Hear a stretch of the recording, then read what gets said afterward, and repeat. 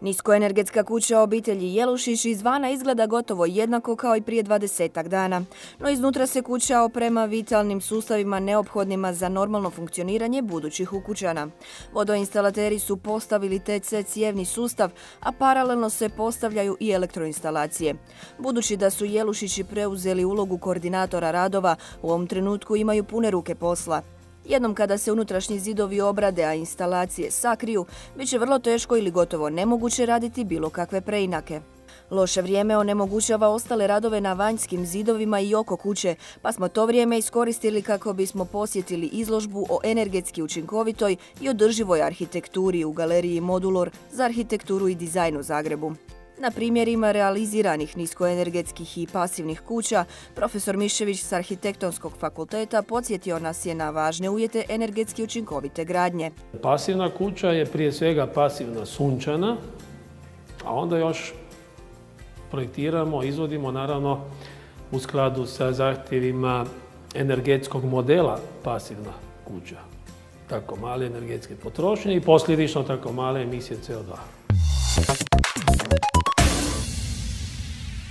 Prvi uvjet za postizanje energetski učinkovite niskoenergetske ili pasivne gradnje je vrlo dobro isprojektirana i potom izvedena termoizolacija ovojnice zgrade. Počevši sa iskopom za temeljnu ploču, s izvedbom hidroizolacije, sa naravno posebnim folijama, onda ide jako puno slojeva, dakle to je 20 centimetara XPS-a, tvrdih termoizolacijskih ploča, onda opet zatvaranje sa folijama i tek onda beton. Dakle, ispod temeljne ploče je termoizolacija, zato jer smo se ipak odlučili da se cijeli podrum tretira kao grijani prostor. Što znači da izolacija neprekinuto termoizolacijska ide i dalje naravno duž oko cijele ovojnice. Nepotpuna izolacija ovojnice uzrokuje gubitak topline, ali i ozbiljnije građevinske štete. One se mogu pojaviti uslijed stvaranja kondenzata, gljivica i pljesni i mogu ozbiljno štetiti i zdravlju stanovnika. Nema ni jedne konzole na kući, jer programski nije bilo potrebno. Ona je zamišljena kao kaskada. Kad bi bila konzola, istaka, poput betona, hoću reći balkona, onda bi se naravno morala ili cijela isto obući u termoizolaciju ili na neki drugi način riješiti taj prekid. Projektant u fazi glavnog ili izvedbenog projekta razrađuje sve građevinske detalje, kako bi tople mostove sveo na minimalnu moguću mjeru. Dobro isprojektiran konstrukcijski detalj mora biti i kvalitetno izveden, kako bi se postigao željeni energetski razred. Jedna od bitnih značajki niskoenergetske kuće je dobra orijentacija. U protivnom je vrlo teško, gotovo nemoguće postići stroge kriterije energetskog razreda. Na realnom primjeru to nam je pojasnio profesor Miščević. Ona je zapravo dosta dobro orijentirana. Ona se na temu pasivne sunčeve energije počinje prije puniti u fazi, jer je lagano zakrenuta na jugoistok, pa otud ideja ovog zimskog vrta, koji je i zimi osunčan cijelo vrijeme, kad je zraka niska. Koliko god je insolacija zapravo učinkovita od 10, pola 11, 11 do samo 2 sata, ne 1 sat, za najkraćih dana, toliko je ovo zapravo optimalna točka za odnosu na sjever-jug za zahvat sunčeve energije. Ako gradite samostalnu niskoenergetsku kuću, imate slobodu birati do koje će mjere ona biti niskoenergetska. No što možete učiniti ukoliko živite u stambenoj zgradi? U slučaju zgrade u Koprivnici, to je naravno višestambena zgrada i sustav je projektiran kao zajednički. Moguće je da svako na krovu ima svoje pretvornike, možda i fotonaponske, u ovom slučaju su to toplinski, koji su zajednički za zajednički sustav. Tako da u sustav grijanja se topla voda isto uključuje u sustav toplo-zračnog grijanja ili naravno izravno samo za sanitarne potrebe. I na postojećim objektima se može raditi. Na koji način ih se može unaprijediti u viši energetski razred s ciljem manje potrošnje energije i manje emisije CO2? Sve što nas okružuje, sveukupna izgrađena okolina je neprimjerena u kontekstu energetske učinkovitosti. Dakle, sve što je izgrađeno od ovog momenta, ako imamo sredstva, projekte naravno i nakanu, možemo energetski obnavljati. To se u žargonu može reći idemo solarizirati, ako se radi o sunčevoj energiji. Dakle, od ovojnice, dakle od fasada koje su južno izrazito ili s manjim odstupanjima, ali južno orijentirane, dakle od fasada, vertikalnih ploha, krovnih ploha, bilo da je ravan krov, pa onda prema suncu, što komitije postaviti i tako dalje. Dakle, mi možemo ovojnicu naknadno popraviti, solarizirati, obući je u fotonaponsko, recimo, odijelo. Isto tako možemo naknadno, govorimo o rekonstrukciji, obnovi, što je najvažnija tema, promijeniti prozore, popraviti presjek zida dodatnom termoizolacijom. Dakle, instalirati naknadno energetski učinkovite elemente za grijanje vode, za proizvodnju struje. To je ono što se naravno radi i što je za svaku preporuku, jer je sve kraća isplativost tih investicija. I tehnološki kad se gleda, naravno svi ti uređaji i toplinski i fotonaponski pogotovo, sve su trajniji i sve veća učinkovitost.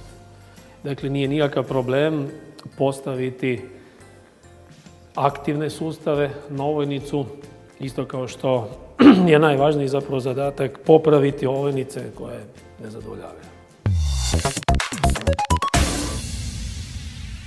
Toplinski gubici kroz prozora i vanjske zidove čine preko 70% ukupnih toplinskih gubitaka zgrade. Ovaj podatak govori dovoljno o važnosti dobre toplinske izolacije ovojnice, kao i odabiru kvalitetnih prozora. Ali prozor ovojnice vrlo niske energetske kuće, u pravilu u presjeku stakla zahtjeva trostruko ostakljenje, ispunjeno argonom ili plemenitim plinom, veće molekularne težine. Novi moderni prozori sa odgovarajućim staklom imaju 2 do 3 puta manje toplinske gubitke od starih prozora. No ugradi li se stolarija loših termoizolacijskih svojstava, cijeli trud oko izolacije kuće pada u vodu. Ako smo zadovoljili uvjet ostakljenja, u samom presjeku okvira i doprozornika ili dovratnika treba biti zapravo tri linije brtljenja. Dakle, 3 puta guma nasjeda na gumu, da bi se ostvarila maksimalna zrako-nepropusnost. Kako bi ostvarili zadaću u sprječavanju toplinskih gubitaka, prozori moraju biti kvalitetni, ali čak važnije od toga moraju biti pravilno ugrađeni. Učinak kvalitetnih prozora može biti drastično smanjen radi grešaka prilikom ugradnje. Ako se ne ugrade na odgovarajući način, ako se ugrađuju na tipičan način, na drvene letvice, purpeni ili ekspandirajuće pjene sumnjivog porijekla, vrijednosti i trajnosti, onda smo napravili jako veliku grešku jer jedan jako skupi proizvod neće funkcionirati kao što je zamišljeno, da treba funkcionirati. Dakle, ti prozori, vrata, stijene se ugrađuju tako da se trakama obljepljuju, dakle zid i sam dovratnik ili doprozornik kako bi se spriječilo propuštanje zraka. Niskoenergetska gradnja, osim spomenutih uvjeta, podrazumijeva projektiranje napredne građevne fizike i instalacijskih sustava. Dakle, mi ne možemo dozvoliti, čak ni u elektroinstalaciji, što je novi zadatak za elektroinženjere, da elektroinstalacija ne bude zrako nepropusna. Drugim riječima, elektroinstalacija se također brtvi, jer ako na pročelju imamo 2-3 lampe, kao što imamo, utičnicu, na primjer, za kosilicu, za ne znam, za nešto, zvono, portafon i slično. Dakle, ako kroz fleksibilne cijevi dolaze žice do tih mjesta, onda cijela toplina doista može izaći kroz elektroinstalaciju iz kuće van u roku od nekoliko sati.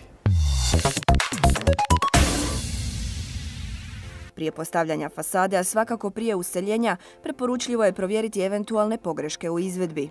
Blower door test služi da bi se provjerila zrakopropusnost, odnosno zrakonepropusnost ovojnice. Termovizijski se još bolje uočavaju zapravo i najmanja mjesta propuštanja. I zato oba testa postaju standard u dokazivanju. Kasno je dokazati probleme kad je fasada potpuno završena. Dakle, kad je ožbukana, kad je obojana ili kad je završena bilo kojom ventiliranom fasadom i bilo kojim materijalom. Dakle, prije samog završetka završnih radova na ovojnici treba napraviti provjeru zrakopropusnosti blower door testom, rekli smo, ili pogotovo i preporučljivo termovizijskim snimanjima.